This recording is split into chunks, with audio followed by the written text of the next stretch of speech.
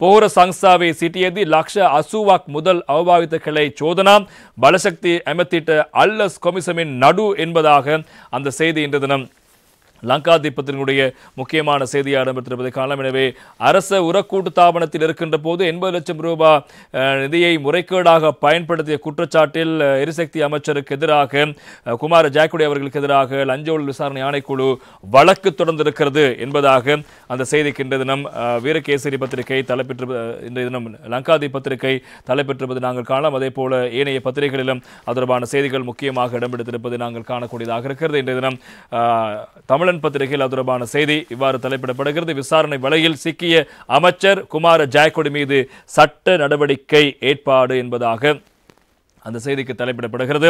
எனவே 2015ஆம் ஆண்டு உரக்கூட்டு தாபனத்தில் பணியாற்றும் போது நிதியை தவறாக பயன்படுத்தியதாக எழுந்த ஊழல் முறைப்பாடுகளை தொடர்ந்து எரிசக்தி அமைச்சர் குமார ஜாக்குடி மீது லஞ்ச ஊழல் விசாரணை ஆணைக்குழு நடவடிக்கை எடுக்க முடிவு செய்திருக்கிறது.